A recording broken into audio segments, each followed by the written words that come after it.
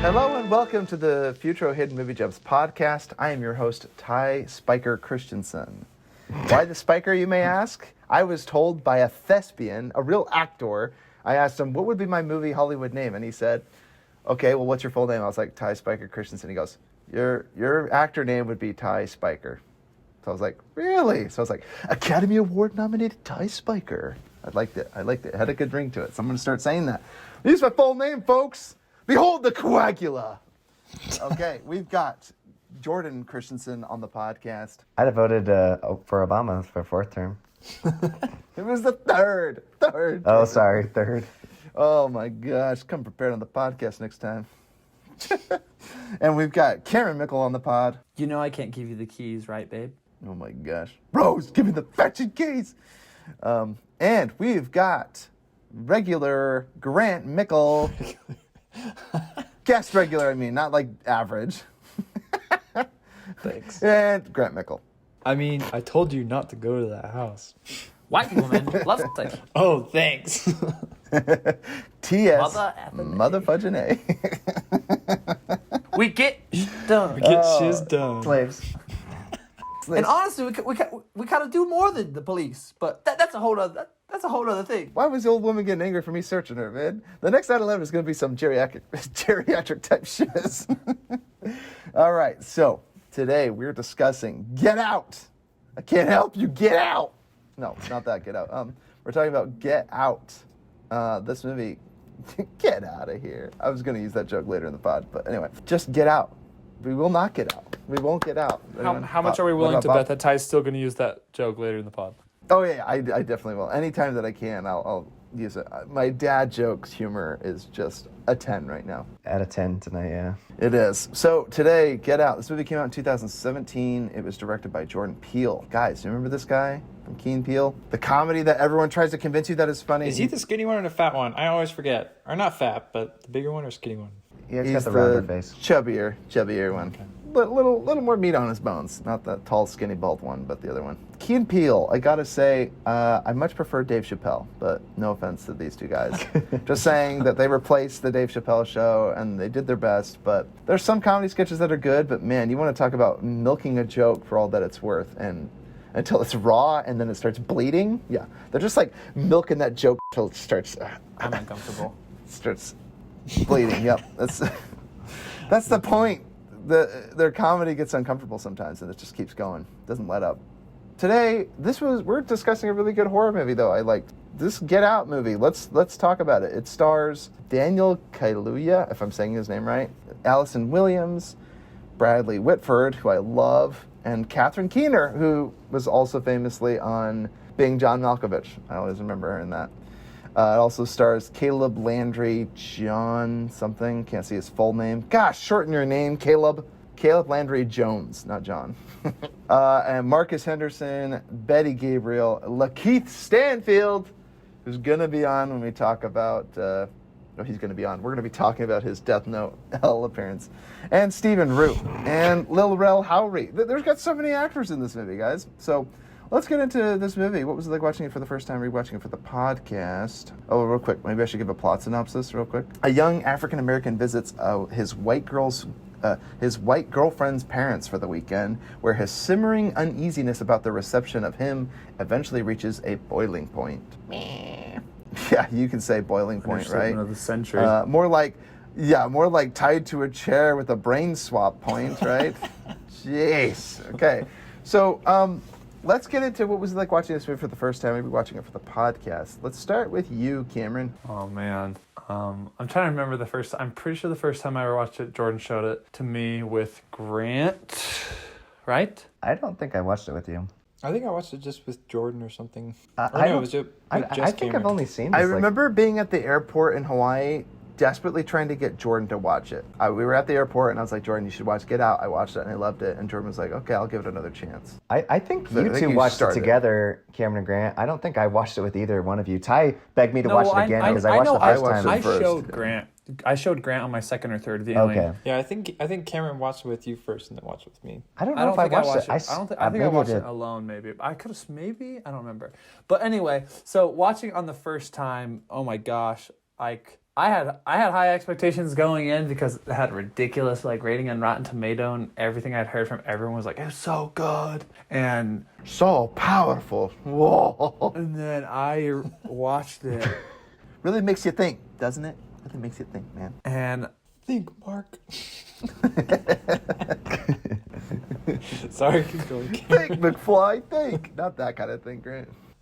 anyway, so watching it for the first time, I was just blown away. I love as these guys know, and many people probably know, I love psychological thrillers.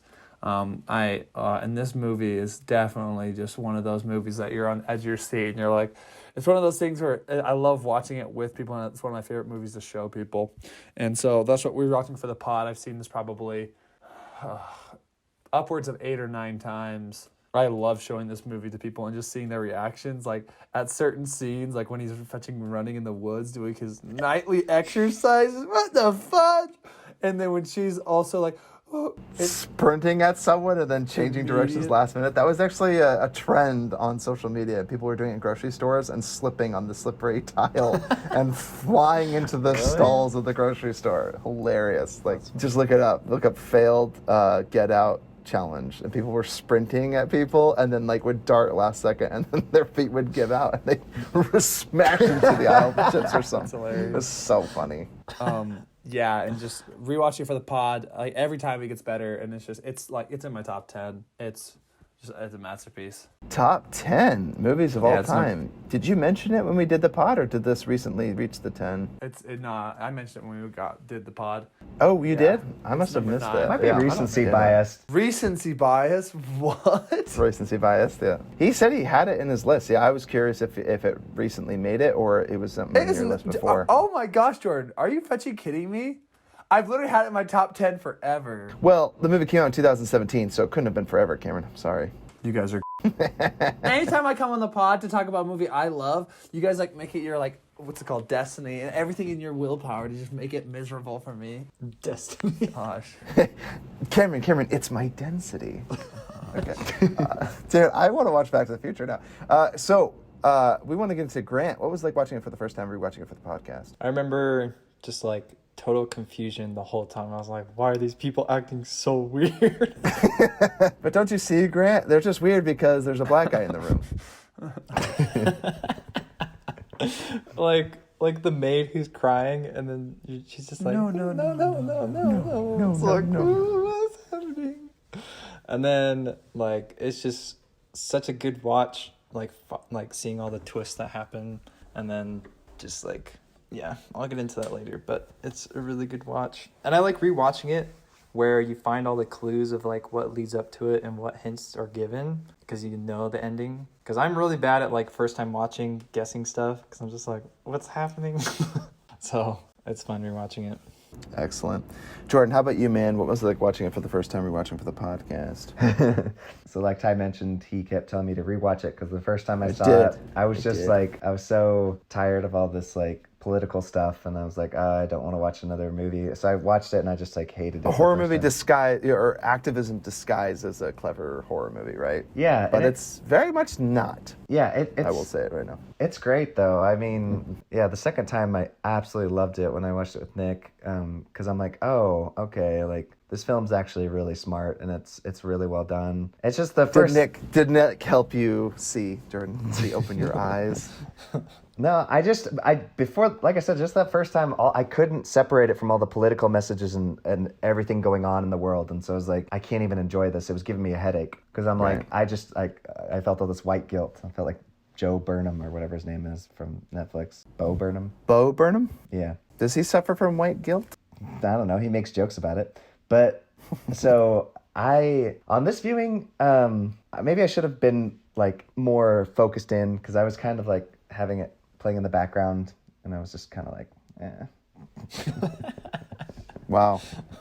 Sorry, guys. That's so glad great, you're on the Jordan. I'm pod so for this glad one. we had you on the podcast. Yeah. I know. Well, Jordan, you're going to have to take a back seat while we all gush about this movie because Good. I watched this and I remember watching it the first time being like, okay. So I did hear about all the positive social messaging and the important conversations we need to have about race in America. And I remember thinking, I don't know if I'm going to like this movie because racism only scares me in so much that if you're in a room with a white supremacist or a black supremacist or anyone that's racist, it's like, oh my gosh, you're racist. You're kind of stupid. Like, I'm sorry. Like, you're just really childish and immature. Like, didn't you know racism is, like, outdated? It's not really cool anymore. But apparently we're bringing it back, like, with a fury vengeance right now. But anyway, I was really surprised because what struck me was I think the movie would be scary even if the roles were reversed or it didn't matter what the gender or the race or anything was of anybody.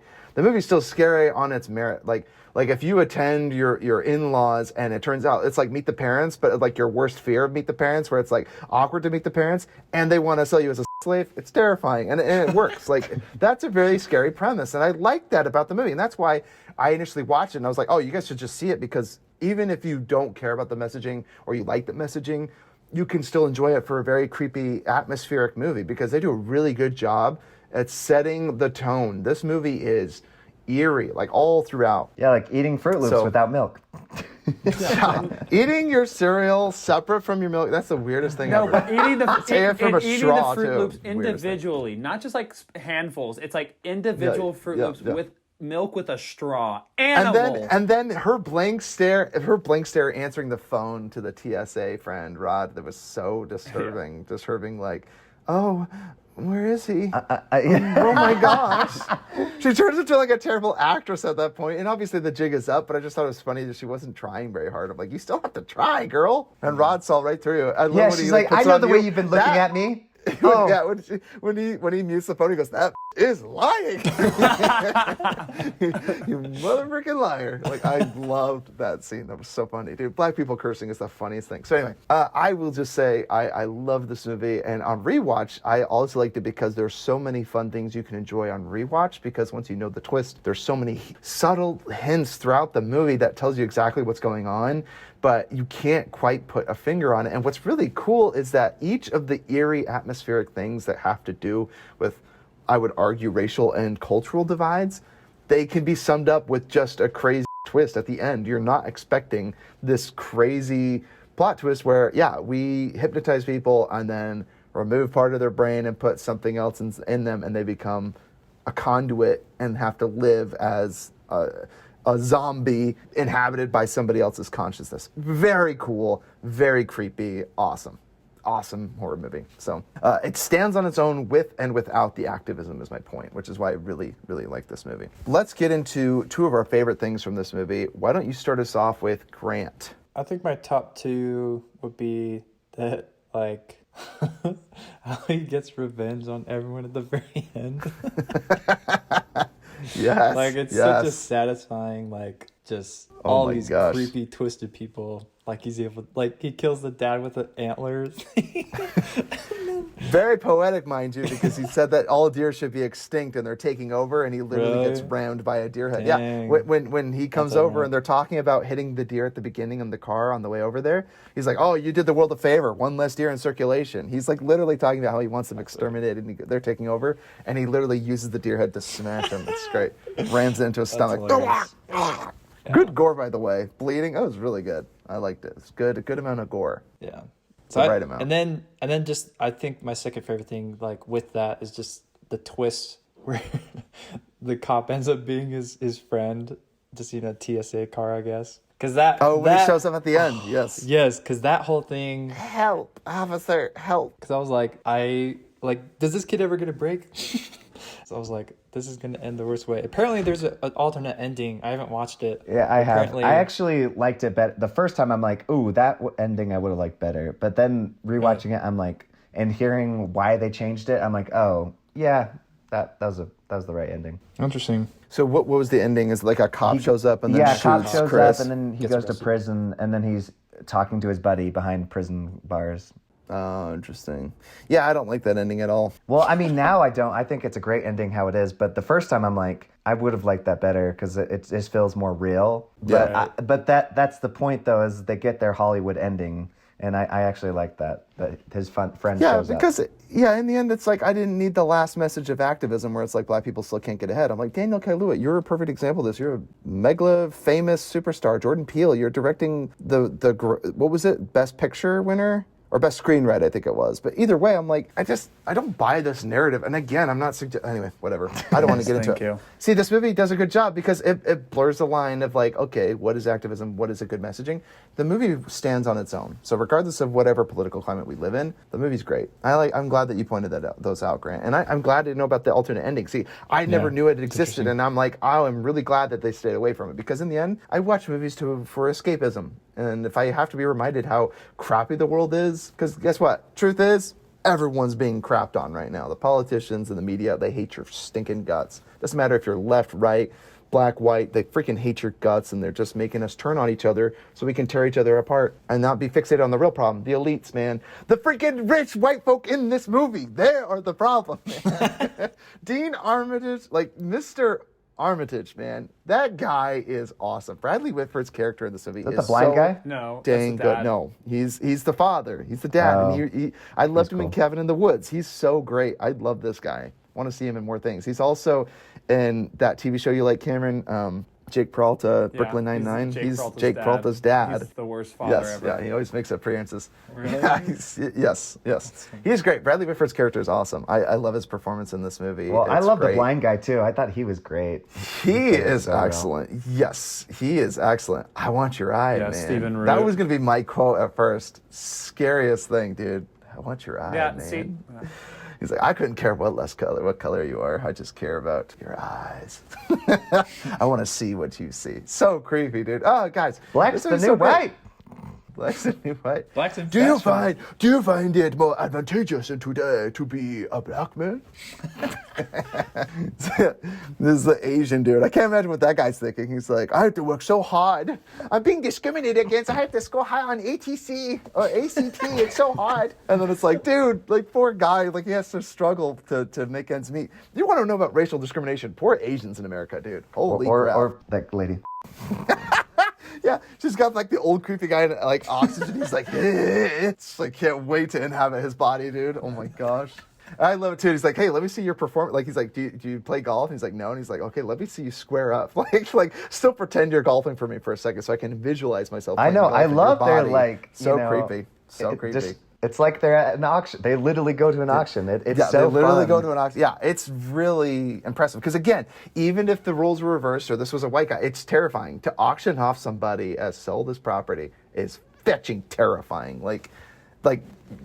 And it's so great. They're appraising him right in front of his face. And he's like, this is all weird, but he's like, I guess this is just how all white people are. And I'm like, no, they're not. It's like, you need to find better white people to hang around. No wonder there's this stigma because you think all white people are like this. And he thought this was normal behavior, like just semi-awkward behavior. Like, no, none of this was awkward. All the white people watching this movie were like, oh, no, run, man, run. Get out of there, the crazy family. So anyway, I love that. So two of your favorite things, Cameron. Okay, my first favorite thing is, especially like this movie does the psychological thriller so well, like I kind of explained, and I think it's every good psychological thriller has kind of like the slow snowball to where it's like there's little hints every here and there, and you're kind of like, oh, this is like a little sketch, and then it will take kind of a big spin, and then like for example, and it'll give you like scenes where you're like, what the fudge just happened, and then kind of like gets it up until where it's like fully rolling. Like there's certain moments, like for example, when he's like starts running at him,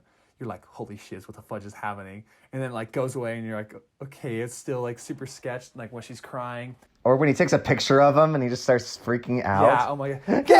Get out! And then another You could have been a little more specific other than just saying the title of the movie over and over. I'm like, I get it. It's called Get Out, but like tell him, hey man, I'm asleep. That's all he had to say. That's all he had to say to connect the dots. Instead it was like, just get out of here, man. No, get and then out. and then like another And then he goes back into the doctor's office room. Sorry, I just have to say, okay, that's my nitpick. I'll get into that in a second. And he's like, doesn't connect the dots. She goes in and talks to a hypnotist and then comes back out like, I'm feeling much better again. Like, what the fuck did you think happened behind those office doors? It already happened to you in your creepy dream. So anyway, I'm just saying, bad horror movie decisions. This movie has one. I'm just saying. And then, like another example is when, as soon as they go upstairs and everyone in the fetching party is just silent, listening to them, they all immediately stop talking. I was like, "Oh no, get the F out of there!" I was like, "These are so crazy, freaking terrifying. people." I was like, "No chance, get out, get out, get out!" And then, Get out. I think they just did that very well, to where it was like you started to, it's like you have your suspicions, but you couldn't like, yeah, you for sure should get out. I was like, oh, you got to get out, just that's because I'm suspicious and don't trust anybody. But I think they did a really good job with kind of the snowball. And then my second favorite thing is, honestly, I love how different the movie is on a second viewing. And kind of like we've already mentioned, I love it because even the lines of dialogue, I love movies like that with big twists where different dialogue means different things. Like, I want your eye. He's like, in the first watch, you're obviously saying, oh, I wish I could like see like artistically like you see. And on the second viewing, like, he literally wants your eyeballs inside of, like, he wants, like... Which, mind you, the technology exists. You don't have to, like, inhabit I literally thought of the movie 7 Pounds. Doesn't Will Smith give his eyeballs to Woody Harrelson? So I'm like, people could willingly donate their eyeballs when they die, but instead he's like, I think I'll just inhabit this guy and make him my physical slave for the rest of his life. Terrifying. There are other ways than slavery, folks. Well, I think he wanted like everything, right? He wanted the body. He wanted to. Well, he doesn't mention that. He doesn't even care about his race. He just likes that he's an artist and he likes his pictures. Remember, he's an art collector. He's an art dealer, and he's like, oh, believe me, the irony is not lost on me that I'm a blind art dealer. But he's like, I just want your eyes because I want to see what you see. You have such a melancholic way of taking pictures. I'm also sure he's not opposed to like becoming younger and like being able to live longer. Yeah, he's like, oh, all the other perks that come with it, dude, because he is an ugly, fat, overweight sack of sorry. Like, he really is. So I can understand that he wants to be a handsome Daniel Kaluuya because, man, that guy is a handsome dude. He's a dapper man. Like, his fashion choice to his apartment, his photography, got a lot going for him, man. And a really beautiful girlfriend. Rose is like a really deceptively beautiful girl. Ty, why don't you just give out your email right now so they can write you? Daniel Kaluuya? Yeah, dude, hit me up, man. Just saying, you're a gorgeous man. I love you. What? So let's get into two of your favorite things, Jordan. I'm trying to think of something that hasn't been said. You guys have been saying everything. Yeah, this feels a lot like a Black Mirror episode. So I'm a huge fan of Black Mirror. So it kind of almost fits because they're in black, that Jordan? realm. Which is funny because Jordan Peele like started up the Twilight Zone series again. So I thought that was kind of interesting because this kind of film feels like it goes in that realm, which I feel like Black Mirror is essentially a modern day Twilight Zone. So it's kind of funny that he revamped that. It has all the notes to be a great horror film. Like, lots of, like Cameron said, subtlety throughout. And then it hits you finally with that crazy twist. And then rewatching it a second time, you're like, the movie has a completely different meaning because of that twist. And so, like this girl has been playing him this whole time and she's been bringing all these people. Yeah. And brainwashing them, which is fun. And it's cool to see the black people like that are there as the slaves, but they're not just, not slaves, but they're workers, and then find out that they are slaves. Like, well, Yeah, but we didn't want to. We Yep. we didn't want to lose this piece of grandma. I was like, so she's always with us. I'm like, what the? She loved this kitchen, so we keep a bit of her here always. And then they literally pan over to the nanny. She's there in the frame when he says that, and it's literally the grandma. Keep a piece of her in here. He said. So I'm curious. And she's right there. Are they actually the butler and the maid, or is that just while he's there? Because see, I was going to ask if they keep up appearances, or he's like, oh, do they really have to do all those household chores? I'd be like, oh, F this, man. I want to enjoy retirement. It's like, yeah, I'd be like, but it's like, hey, when people are here, you got to keep up appearances because people are going to be like, you just have two black people living here with you, like totally chill, like mooching off you or whatever. So it's like, yeah, you got to keep up appearances. Although the grandpa's probably happy to be chopping wood because, he's lived like almost 2 lifetimes long. Like, he looked older. Well, and coming from that era, Ty, he was probably like used to all the physical labor just all the time, Yeah, probably. And now he's got a new, more, which is funny, yeah. See, because I thought that was interesting that they were willing to take. Like as the assumption that they can only take black people. Probably not. Like they could probably do the procedure, but I guess they change with the times, Cameron. They're like, hey, I used to despise black people. Now I am one. They're reverse Michael Jackson. Yeah, reverse Michael Jackson. It's like that episode of South Park when he becomes ginger, and he's like, He hates ginger kids, and then they mess with him and becomes ginger. Finally becomes one. Yeah, exactly. Hilarious. Exactly. No, but real quick, So, real I quick, will say- I just wanted oh, to go ask ahead. you guys, at what point did you guys stop trusting Rose? Because on my first viewing, I'm not gonna lie, I'm pretty good at guessing, but like I was kind of suspicious of everybody, but I was not suspicious of Rose. When she was looking for those things, I was sold. Yeah, not till he sees the photos of her. No, see, Yeah, even see, then, what's weird I was like, oh my No, gosh, she see, gets brainwashed after every single time she dates Oh, somebody. yeah, And I was like, yeah. so she just dates these guys, and then her mom It's brainwashes the keys her. part. Yeah, and then as soon as she's like, I can't give this to you, babe. I'm like, oh, Yeah, fuck! that's- You gotta be kidding me. Oh no. Yeah. She literally has nobody. Yeah, that was Rose really Gaines, good because I Gaines. think the first time though. No, see, I didn't assume the brainwashing. So I'm with Jordan or Grant. One of you said that once she's looking through all the photos of like all the different black men that she's been dating, because she says to him that First one he's she the ever first dated. black person that she dated, and she's got like all these pictures with all these men. I'm like, nope. That's when I became. And women tie. Don't. Oh yeah, and one girl, and I was like, but maybe she was maybe she just had to be friends though, because she didn't have to be like in a romantic relationship just to bring him home. It's like, hey, come They home look with pretty me. cozy to me. Girls can do a lot of things that two men can't. Oh, that's do. But anyway, true. she is posing like face to face with the black men, and I'm like, she clearly led them on. See, Like, but that's what I was sold. okay, so here's the thing: are the parents of this family like? How did that conversation? I would have loved to have been a fly on the wall for that conversation. Like, hey, daughter, you have a lot of aspirations in life. You want to go on and go to college and live your own happy, successful life. Like, we have other plans for you. We'd like you to yourself out to unsuspecting African Americans and bring them back to our place so we can brain mutilate them, like brain punch them and turn them into sex slaves. Like, yes, daddy. Like, what? Like, why is she willing to go along with this? Like, I guess she was raised in this cult. Anything for the coagula, which is the grossest sounding word, coagulate. I just think of like, that's the sound of coagulation. When he says behold the coagula, I was like, this is like one of the best cult movies I've ever seen. I love cult movies. You guys, we've talked about this at length. Love the movie Oh Cults. yeah, that This is one of the top 5 cult scene movies. had to have been my second favorite part. It is. That's Yes, so. I was literally getting to it. It is. I love the reveal of the story. I think it is so cool when you find out the history. This is very much akin. It reminds me so much of Hereditary. Finding out the research. I love the detective work Or too. being John I love Malkovich. I love the hypnotism meets brain surgery. I thought that was such a cool combination because it's like, oh, you couldn't do brain surgery. Like, no, it's like a combination of like brain surgery, dark magic meets like creepy cult like. Sink it to the floor. It was so good. Sink it to the floor. What? Ugh, that visual was so cool too, and I love it. You heard that Jordan Peele mentioned like there were like for budgetary cuts they had to find a way to make it like understandable what was happening, and they because of cheap budget like they made like this kind of cool looking space visual, and it's so iconic now where he's like floating in space backwards, slow mo. That just reminds me so much of So Steven cool. Spielberg when he had like not enough money, and so he didn't show the shark as much, and it ended up Yes. working to its benefit. Yes, and it ended up making a much better film as a result because the more you saw the shark, the less you liked of it. It does less with more, and I love when directors are pushed to the limit for budgetary cuts or for this reason, and they have to try to make their vision work, and they get creative, and that's what's being lost now. When you get too much money, you get lazy. Look at what the movie Us brought us. I mean, sorry, Jordan Peele, you got more money and more, and I don't know if he was just trying swing Well, to his Except credit, for it's a- Walking Dead, they just purposefully used less when they could have used Yeah, That's yeah, true, they good cut it. point. Yeah, he's like, hey, we They can didn't make get a creative at shitload all. of money. They He's were like, just- yeah, why don't we just make money off of this rather than make it a better show, Right. dude? But that's because they got rid of Frank Darabont. That guy was going to treat it like his baby, and they would have made such a better TV show.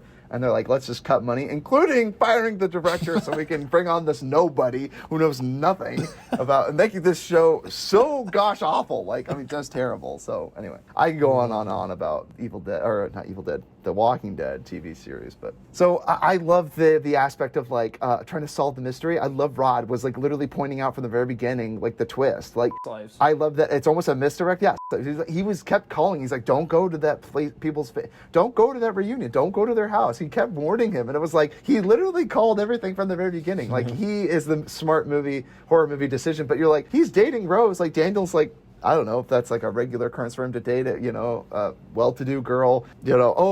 I really like too the misdirect of all the things that Rose said to make him feel at ease. Where she's like, do your parents know that I'm black? And she's like, oh, like how did that conversation go down? Mom, Dad, I'm bringing my black boyfriend home. Like, she puts him in an uncomfortable place because he's like, well, And I'm the just saying, cop- maybe your parents and should the know. cop. What I love about this, maybe you guys have already pieced this together. I love when she makes a big issue when the cop asks for the license plate of Daniel, because basically Driver's license. Daniel's character, or I guess I should say Chris. Chris is the actor, but or Daniel's the actor, but the movie, it's Chris. Chris, the cop asked for the driver's license from Chris, and he wasn't the one driving. Now, what's great about this is the girl freaks out and she's like, "Why? He wasn't driving. You don't need to see his license." Which I can attest. We were driving. Jordan was driving pretty reckless. Blew through a stop sign, and the cop comes up to our car, and then they found Gabe. Our friend Gabe sitting in the front seat with Jordan, and our friend was black, and they're like, "Oh, I need to see everyone's driver's licenses, please." And we're like, "Oh my gosh!" Like, we just all got. And so this really does happen, and again, like, and we pulled a prank on him afterwards. After we were driving home, we called up Gabe and we're like, "Oh my gosh, the cop pulled us over again." And he gave us all lollipops, and he's like, we just pulled you over because we saw there was a black guy in the car."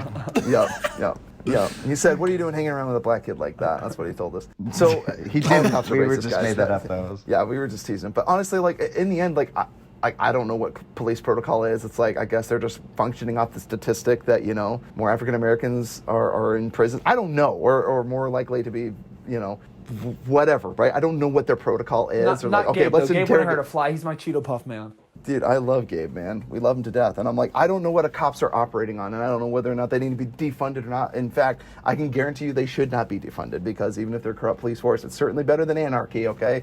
So let's just put it this way. The cop in this movie asked for the driver's license or photo ID of Chris.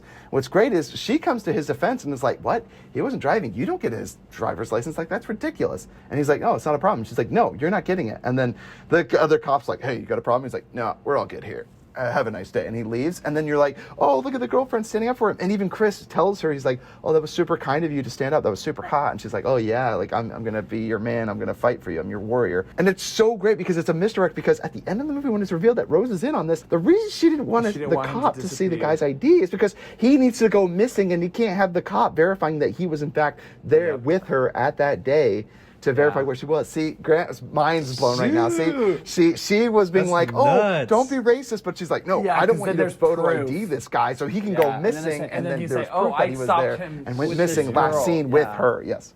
And even then, poor Rod was like, Rose was like, "Oh, I don't know where Chris is. He just left and stormed off." And then she's all like, "Oh, but I know that you and I, like, the reason you're calling is because you wanted me." And he's like, "B, no, man, when you're talking crazy." He's like, "I'm looking for Chris. What's wrong with you?"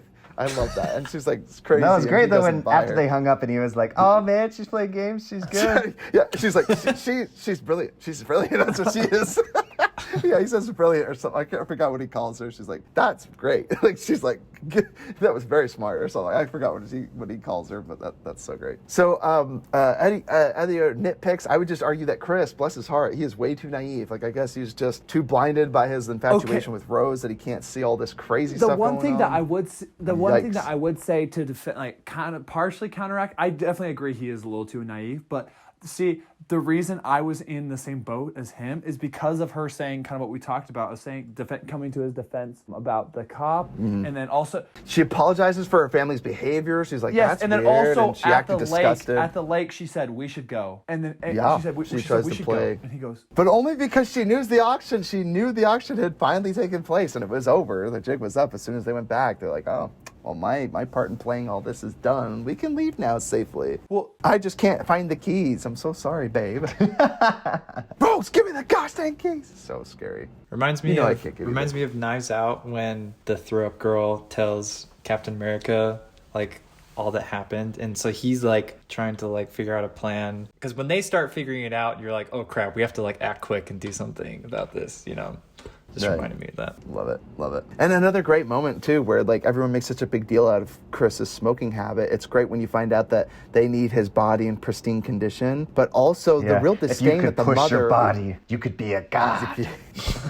Yeah, Psycho I love brother. Caleb's character, Jeremy, the brother. Dude, yeah, he is great. freaky. He is great. He was great. I loved his eerie, like, "I want to beat him," or "You be a specimen. I could take you down," though. And he always wanted to fight. What was great is that there was a really creepy moment when she's like, "That's my daughter." The mother, when Missy is like trying to hypnotize him in the office, in the study. And it's great because there's a moment where he's like, "Wait, are we?" Like, he's literally doesn't realize the moment he gets hypnotized, and neither do you, until she tells him, like, he can't move. And you see him, he's like, "Why can't I move?" She's like, "You're paralyzed." and she just keeps talking, like, what happened to you? And then he tells her this really really personal story about the time where he found out that his mother had been killed, and he just couldn't move. He just sat there because he knew that the moment he moved, it would make it real, which is so great because it's his story arc at the end when he finally tries to save the grandma who's a slave for Georgina, right? Georgina's character is a slave of the grandma that used to live at the home. And he really feels for her and tries to I know, but he couldn't. See, that was his story arc, and he goes back and tries to save her, and then she's like, you ruined my house! It's like a terrifying last-minute horror movie moment where, So I love that. The other nitpick was just like, if it's as simple as flash photography, my goodness, I mean, like, this would be a hard thing to keep up. I'm just saying, like, you have to brainwash everyone. But I do like that they kind of manage it by saying, like, oh, we became recluses. We never leave the house. Like, when what's his name? My favorite performance that Lakeith has performed, he's like, oh, yes, I may have been upsetting my behavior. Yeah, he was so good, like, playing as an old white man. Inside a young black person's body. I love when he sends his friend the picture too. He's like, that's Andre, man. Yeah. He's like, that's freaking Andre. He's like, ain't no black boy dressed like that. Yeah. And it's like, oh, it's just like, he's married a white woman. He's like, oh, that explains the outfit. I love when Rod goes to the police detective, the FBI lady, or the police precinct lady, and he's like, okay, let me tell you about this story. And then he goes into it, and she goes, okay, hold on a second. It actually seems like she's believing him. She's like, give me a second. Then she brings in the other two policemen, and they're all listening, and then they go, okay, and then they're bringing in all these ladies, and they're doing slaves and stuff. And then they're like, they all start laughing at him. And they're like, man, I owe you one for this, for bringing me in. And they're all like, oh, those white women, they get you every time. They don't believe him because of the white woman thing. And I'm like, this is like another one of those Gone Girl movies where you're like, think twice about believing all women. I'm just saying. I'm sorry. Like, believe all women? Not Rose. She's terrifying, dude. Don't believe her. And at the very end with the whole, help, officer. It's like, you literally had the gun. You were like trying to kill Chris just a moment ago. Like, you were okay. Talk about the scariest moment when he's choking her, and then she gives that smile. Oh my gosh! When she's like, does she smile when he's choking her to death? It's like she's struggling, and then like the moment she knows, like, essentially, I'm gonna die, she just smiles and looks at him. I'm like, what the fuck? Maybe because she knows that, like, he'll be, like, thrown in jail if he ends up killing her, right? I don't know. That's my assumption. I don't know what that smile is meant to be. Regardless, it's the creepiest shiz I've ever seen in my life. Yeah, it's terrifying. One thing I really liked, too, is that there were really clever things that they did. Like, one I thought was really good when you meet the parents. It's from a very far distant camera angle where you see the whole house. You see Chris get out of the car with Rose, and they meet the parents. Almost as if you can't trust them. Yeah, it's at a distance. It's very cold, right? You would assume that if they're meeting the family, they would have had close-ups. They would have met the family. It would have been more personal. But it's like guarded. It's all, very distant. And then it's also amplified by the fact that the grandfather's just standing there watching them. Like, it adds another layer of the creepy factor into it. And see, that's what I like too, because it's almost played as if like you're a fly on the wall, and you're like, I don't trust these people. Like, it's played from a perspective of like the viewer. Yeah, I love it. And that's what I love too. The beginning song that sounds super dope. It's actually like Swahili, and it's like it's like talking. Very eerie, if you know eerie. Swahili, it like spoils the entire movie. It like essentially explains the really? entire plot. Yeah, it like talks. It says like they're going to like capture you and take out your brains and stuff like that. And so I'm just trying to imagine that in like English, like, we take your brain. I'm trying to imagine a song where they spoiled the whole movie. Like, but it reminds me of Midsommar, right? Like the tapestry, it literally shows the whole movie. Yeah, right there at the beginning scene, and you can see they go to the place, they get into this cult, and they all get murdered and burn at the end. It's like it's literally there. Squid Games, yeah, another foreshadowing thing. I don't remember that. Not as much. Seen any of it? Yeah, don't spoil. If you look at the bedroom, hasn't seen it. look at the bedroom, it has the paintings. We're gonna talk about it next time. It has the paintings on the wall. Yeah, it's Cameron, you have to stop talking right now. Yeah, I like how anytime I try to talk about anything. I like Lakeith's abduction at the very beginning. Really quick, there was a really cool visual that he used cotton to plug in his ears. Like, I just think that's really, Why is it cool, Jordan? Why don't you explain to us the history of slavery and how he used black people to collect cotton in the fields, Jordan? And then Ellie Whitney and the cotton gin came out to be a revolutionary product, and then people were like, yeah, well, screw you, Eli, or Ellie, or whatever the person that invented the cotton gin, because now we're just making black people work even harder. So, good and evil, man. They probably tried to do it for a good thing, and then it always has the opposite and intended purpose. It's interesting. But I do like what you said, though, because what really upset me was that he took the cotton out of his ears and threw it on the ground. I'm like, keep that shit in your ears until Oh you yeah, were safe and out of absolutely. the Yes. house. Dude, when she's fetching. Bad horror movie decision number 2. Okay, I love the part where what's it called when he's fighting the brother and the brother keeps kicking the door and then he's just fetching weights for him to kick the door and he just stabs the thing right into his arm. I thought it was he's his like leg. yeah, and I love it. Yeah, and I love it too. What's it called? I think it's really like clever of him to not show him kill the brother because I think your imagination makes it even worse than it is with the sound of him just like crunching his skull. You're like, oh my. Oh, the ball. Dude, he was bleeding out a lot. I'm surprised that he got back up from that, dude. He beat him with one of those bocce balls or whatever it was called. Smashed his head in. Yeah, it was pretty gruesome for sure. No, Grant, I was talking about at the end when he's like kicking in his head. He kicks him in his head. After he tries to get out of the door, he finally stabs his leg, kicks him, and then starts kicking his head in. It's pretty gruesome. Brutal and gruesome. Gruesome. Yeah, I had a gruesome. It's pretty gruesome, man. I love the line, it's such a joy to experience one's culture, because again, this is very eerie and foreshadowing. I know this is like one of those white privilege things that I'll never understand, but like, I don't know who owns culture. I don't understand that. I really don't. I don't think any culture can be owned by any one person. Like, I don't know. If you're white, go make a Mexican restaurant, go for it, dude. I don't care what race you are. If you make good Mexican food, people will come and shop at you. And they're like, oh, like I remember this Chilean, he made like Americanized Chilean food, and it was better than the Chilean food I had in my 2 years living there. Oh, no, Sorry. yeah. What's it called? Just gonna say it. Like, it tasted better. It wasn't authentic because it tasted better than actual Chilean food. But I'm like, can I fault him? He wants to make food and make money here, so he's gotta kind of. Anyway, is it a portrayal on the culture? I don't know. But that's a conversation for another day. I just like the line where he says, it's such a joy to experience one's culture. And he's literally talking to this guy knowing what he's going to do with him. It's just terrifying. Like, that's his life's work, is to give people the African-American experience by inhabiting their actual bodies. It's so good. Love it. That's so good. Like, that's And a great enslaving thing. their consciences. Yes. I love it too. Like his dad, like I love that his dad lost to Jesse Owens, who beat Hitler. And see, he's playing the good guy because he's like, oh, isn't it great that he had this white Aryan that was Hitler, and he was like, oh, and then he beat him. Jesse Jackson beat him, and he's like, oh, we're this, you're not the superior race. Like My Jesse grandpa Jackson, almost got beat over him. it. And he goes, yeah, but your grandpa, almost got over it, and he literally living out in the backyard. And all the creepy things he says, like, isn't she a keeper? All the creepy things he's saying, you're like, okay. Practicing his running, Ty, if you notice that too. Who runs like that, dude? A former Olympian, apparently. Yeah. I also like the line where there's black mold in the basement. I thought that was just an eerie line. Like, we don't go in the basement. Like, again, they're taking black people and putting them down there. Like, just a creepy way to say, I don't know. Black mold in the basement sounds so terrifying. Like, there's Is a it creepy because secret the down word there. black is in the title tag? That's probably why it actually came to my attention, yes. See, and it made me laugh because sometimes I'm like, am I reading too much into the race thing in this movie? But I'm like, no, but I just like that he literally references, like, we don't go in the basement, there's black mold down there, so we got to get it fixed. And it's like, oh, so like, but that's referenced later on where it's like, oh, we just have a dungeon down there where we perform, off the grid surgeries. And, so yeah, we don't go down there for that reason. Totally legal. The one thing that this movie, I am totally in agreement with this movie, is that Obama sucked as the president. Just going to say it.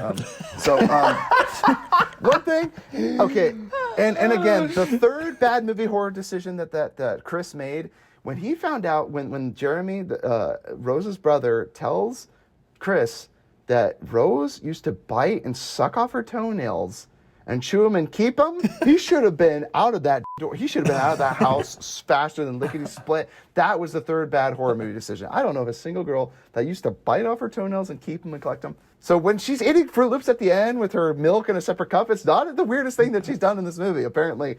Just saying, run, dude, run! Yeah, that portrayal of her character shift was so beautiful. I don't think you could have made her any creepier. And I love how she like puts her hair in a ponytail, almost like a child. Like, I don't know, she just looks very like childish, like eating cereal with milk with a straw. I love that that equates to creepy for Cameron. Is like, she doesn't eat milk with the cereal. For real. Dude, no, it also makes me freaked out when people pour milk in and then pour cereal on top of it. Like, who does that? You pour cereal and then the milk on top of it. You freak. I also thought the deer moaning was really funny when he's having the dream and you just hear the deer. It's like, I just thought that was really funny. Because it's really eerie, right? Because he hits that deer and there's a great jump scare, but then he like reminded of his mother. It's really good. It's really good. I love it. Poor innocent deer. And I love the they need help touch-ups with the surgery with hypnotism. I love that. I just thought the hypnotism was cool. The glass, that motif of the glass. And I liked the little details that they said. They're like, oh, he was drinking, and if he drinks too much, like I like how there's all these like rules. It's kind of like Gremlins. It's like if they're switching into this mindset or get their brain whatever. Yes, they're like, you need to rest, like you need to be well rested. Yeah. You need to take it easy. They said Be careful that you all don't the drink time. too much, like just Careful because not to then you'll drink too lose much. control Don't go out. of the body and it'll go back Yes. to the original owner. So I kind of liked how fragile it was, because some people were like complaining like, oh well, why not make it better? It's like they're hypnotizing people and doing brain surgery on them. It's not like they could perfect this any better than they are. Like it's already flimsy as is. And I liked it. Yeah, I liked it.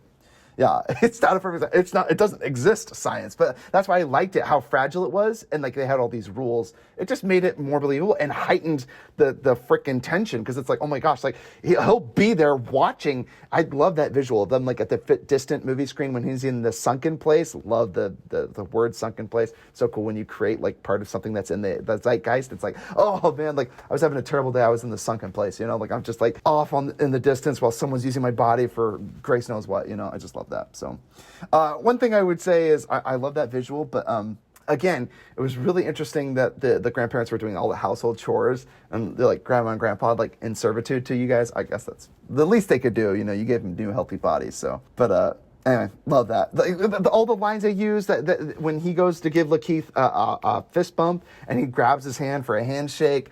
All those things that like white people, and then when he's talking to Georgina and he's like, hey, I won't snitch on you, and she's like, snitch, and he's like, yeah, I won't rat you out, and she's like, oh, you mean tattletale. Yeah, she's very much like white lingo versus black lingo. Yeah, I love that. That was really great. I love that. think not even just like black lingo, it's just like with the times, you can tell she's from a different generation. Like she's 2 generations older than she actually is, because like when not knowing what snitch, like I'm like, what the fudge? Like what century are you from? Yeah, who doesn't know what snitches, right? And I love that. I love that. I was just thinking it was really funny when that one white guy was like trying to get Chris to like poise up and do golfing. I was like, Tiger Woods better keep some security on his butt, because man, he's gonna get invited to the this freaking family's reunion, and that guy is gonna bid $1 million to get his body inhabited by that guy, dude. All he wanted was a black golfer, or Michael Jordan, a basketball player or anything like that. Love that. Yeah, he's the one that looks, and everyone calls him Shaq, right? Grant doesn't understand. Grant mistook Shaquille O'Neal for Michael Jordan, so no big deal. Grant just thinks that all black people look alike. I was like 6, okay? So, we can talk about it here. I love it. Great motifs. I was uncultured, okay? Amen. True words have never been spoken. But yeah, that glass with the teacup, I love that too, where he reaches for it and he swats it off the table. It's a great moment. When he catches that knife too, with his hand, and then just like that stare he gives him, he's like, I'm about to beat the crap out of you. Yeah, I love it. I also thought it was funny that if I know anything about how auctions work, it was at $6 million and the guy just goes straight to $10 million. I'm just saying he might have been gotten away with getting Chris for $7 million. I'm just saying, but it was really dramatic because it's like got $5 million going once, and he's like $10 million. It's like you could just say 6 and walk away with the $4 extra million anyway. Ty's saying he overpaid for Chris. You could have got him for 6. You could have got him for 6. Yeah, no, I love you, man. Daniel Kaluuya, I love you, man. I love you. So yeah, the silent auction was really cool. I really like that scene where no one's talking. It's kind of eerie. They all lift up bingo cards and stuff. One other thing, like after they get back from the lakeside, they go back to the house. The mom is not smiling. It's just really creepy. She looks at Chris as they go back into the house. She's clearly like just fed up with Chris and ready to freaking brainwash him and psych him again. I just love that. That's really great. I love that. I think Jordan Peele is a cinephile. He references a lot of other movies in this. He's like, we have an eyes wide shut situation. I love that. He's referring to Stanley Kubrick, obviously inspiration that Jordan Peele has pulled from creepy cults, all the talk of like being a cult and stuff like that. I love that. I just put, why on earth did Chris think that Rose was still good and on his side after seeing all those pictures with all those black people? Because he was like, I'm the first black guy you dated. Why do you have all these pictures with all these guys? Yikes. Should have been more suspicious at that moment. But again, it was all just very sus, total sus. But great. Loved it. Loved the coagula, that whole freaking, that room, that creepy room with like the billiards and everything. It's just like a really nice room, and yet it's really terrifying what's happening down there, and like you're learning the truth about this whole thing. I love that. That was great. She says that she's a genius, is what she says. After he gets off the phone, Brod's like, "Oh, you lying mother." He's like, "You." She's a genius. I love that. Anyway, last thing I was going to mention, the 7 pounds movie. Like, basically, it's 7 pounds. But, like, if Will Smith wasn't a willing participant to donate his body, right? Like, that's literally what I thought of when I saw this movie. I just thought that was funny. So. Yeah, just. Oh. Okay. I was just going to say one last. I was just going to say. Go ahead. You said, go ahead, Cameron, and then you continued to speak. And you're like, oh, one last thing. I just thought it was cool that it took 23 days to film this movie. Really? 23 days? Holy cow. Very impressive. Well done. It's fun, though, because it all kind of takes place in one location, at the cabin house. It's really well done. It's a really good, tightly knit story. Like, it could all happen in one weekend. Good story. I also really like that how everyone has to hide these giant brain surgery scars, so everyone's wearing hats or wigs to cover their scars. I thought that was great. The grandfather wears the baseball cap. Georgina has the wig. The one fedora-wearing guy, Lakeith, he's got that giant fedora on that covers his scar. I love that. So hide the scars. It was great. And then one other thing, when Chris is being attacked by the mother, he catches the knife with his hand. I don't know what that's about. Like, yikes. Anyway, I know he's been through an ordeal. What I was saying earlier. It was crazy. I mean, it's a great visual, but he like catches the freaking knife in through his hand and then just stands there, puts his head against hers, and then finally gets back at her. It just, anyway, really, really intense, Just like, why? Like, why not try to, like, I don't know, grab her wrist instead of just letting the knife go through your hand? It just didn't seem like the right decision. Yikes. I don't know. It's probably like I'd rather get it in my hand than, Yeah, because if he tries to grab her wrist and then she, like, slits his throat or something like Yeah. Too much risk. Well, but I don't know if they want to risk it because they want his body, right? Yeah, who knows? Dude. Maybe. I don't know. I like it, that she's like, you damaged him enough, and he, like, didn't do anything. He, like, tried to fight him, but then she like taps him out right before he can like get the brother because he's about to run out of that house, and then she just taps her glass and he's down and out for the count. I'm like, that's so unfair. It's just not fair. But what a crazy family, They their daughter out, and like the guy with the eyes is like, well, you're lucky, you're one of the lucky ones. You gotta like the daughter or whatever, because apparently if the brother comes and finds you, he just picks you up out of a neighborhood, chokeholds you, and walks you back to his car, like wearing the night helmet. I thought that was creepy too. He wears like this giant night helmet and stuff. I wonder if it's like a competition between the brother and sister of like bringing people back or something. Yeah, who can bring more people back? Probably. I love it too. At the very end, he's just like. They don't bother to kill Rose. Like, she could still very much be alive at the end of the movie. She's shot in the stomach. She's laying there, but it's like, didn't back your car up over her. I'm just saying, like, don't leave her alive, dude. Like, there's totally a sequel. Gotta double tap her, dude. They didn't. T.S. motherfucking A. We handle shiz. And consider the situation handled. Love it, dude. Love it. So anyway, I love this movie. I had to say all those things about it. It's a great film. Lots of fun Masterpiece. twists. Great Definitely visuals. Recommend. Yeah, you heard me, Jordan. Yeah, and I just hope that, to Jordan Peele's credit, I hope he doesn't turn into M. Night Shyamalan, where his best film, and then he just slowly goes downhill. Sometimes, some people were born to make a really good movie, and they never are able to top Richard it. Kelly. Excuse me. Or Dan Gilroy, right? Or wait, is it Dan Gilroy, the one that did Nightcrawler? I think so. Bless his heart, dude. Yeah. I mean, prove me wrong. Velvet Buzzsaw. Oh my gosh. Jumanji Monkeys. Jumanji Monkeys. Jumanji Monkeys. Jumanji Monkeys. Jumanji Monkeys. Jumanji Monkeys. I've been talking too long. Pepsney. Pepsney. Okay, so guys, Velvet Buzzsaw. My goodness, what a dumpster fire. Guys, we end every podcast by sharing movies that we've seen lately, but we're going over because we got to talk about Squid Games. But Grant, you go at least because you're not coming on next episode. What have you seen lately? Make it snappy. Make it snappy. I got a guest waiting, Grant. Honestly, I think the What only have you thing seen? I've watched actually was British Baking Show. Guess you check it out. God. Season. I watched the British Baking Show. Dude, I of was very married pleased people. because I found out that I haven't seen season 10, and they're already filming 11. So I was like, oh my gosh, I have a whole season, and they're currently coming out with another one. That was awesome. I don't know how I missed an entire year For all of my the listeners freaking who British Baking aren't Show. married, don't fetch and watch that shiz. Stay strong. Yeah, wait till you're married because your wife is going to make you watch it. But I will be honest, I don't like it's baking shows or enjoyable. cooking shows. It's by far the only cooking show I enjoy, and it's really Stay sweet. strong, people. So, and I've watched it for 10 seasons. It's freaky to think they're that 10 three years of big my life have gone brainwashed by and I've people. watched their wives transplanted their brains into them. You never took a Cameron, foods class, Cameron? join And us, they Cameron. never made you watch Iron Chef or anything? No. Oh, I did. It was fun. Or Super Size Me. Everyone watched Super Size Me. I never got to see that movie. Health class, yeah. I always missed it in health class. They was talking about how McDonald's is bad for you. Never learned that lesson, so now I eat McDonald's all the time, and I'm fine. So, guys, we're going to end this movie podcast. Leave us an email, futuremovies@gmail.com. Check us out. Check us out on Spotify, Facebook, Instagram. I already said Spotify. All the other social media sites. Leave us a 5-star review. Leave us a review. Leave a comment. If you like your comment, we're going to read it on here, and we'll discuss it at the end of a podcast. Thanks again. Leave us an email, futuremovies@gmail.com, to tell us a movie that you'd like us to review or a movie that we reviewed in the past. If we forgot to comment on something about your favorite part, pick up any other subtle hints and get out. Write us. Thanks, everybody, for tuning in. This is Future Hit Movie Jim signing out. Peace. Peace. Get out! Get out! Rose, give me the keys! Every time he kept saying the Fruit Loops thing, I just kept thinking of SpongeBob. Where he's like, I had a bowl of nails this morning. He's like, so without any milk. Oh, Rise Up Spacer.